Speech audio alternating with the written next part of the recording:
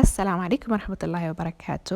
Soo dhawaada dhammaantiinba, waa anigoo Raxma halka diga daawanaysaana waa Dhadhan Kitchen. Maanta waxaan idiin wadaa muuqaal aad iyo aad u fudud oo idin wada jebin doona. 3 shay oo kaliya ayuu ka kooban yahay. Waxa weeyaan beed, kalluun iyo basal. Maxaa ka fudud 3 shay?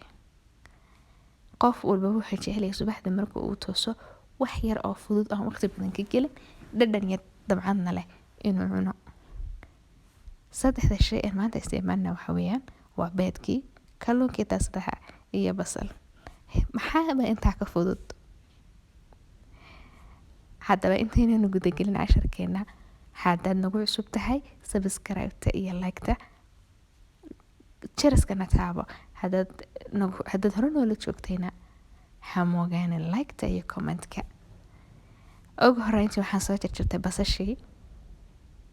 Beedkaygana waxaan soo qasanayaa anigoo wax yar oo filfil iyo wax yar oo cusbo ah ku darsanaya.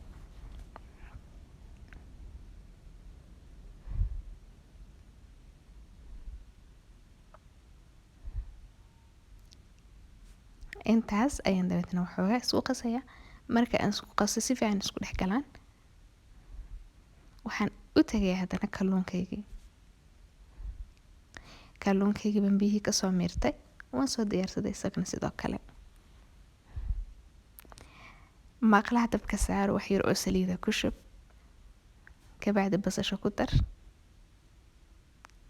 Sug waxoogaa basasha inta yar casaanayso.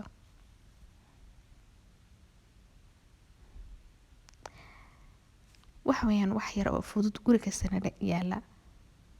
Waxaan ku darayaa 1 xabo oo toona oo aan soo yaryareeyay.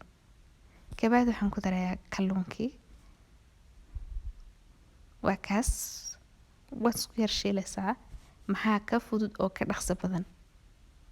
Adiga oo degdegsan, u boobsi xaajiga, u boobsi caruurta. Hawl iyo tacab midnaba kaama qaadanayso. Dhadhankeeduna kaala arag. Kadib baadki ku soo darso.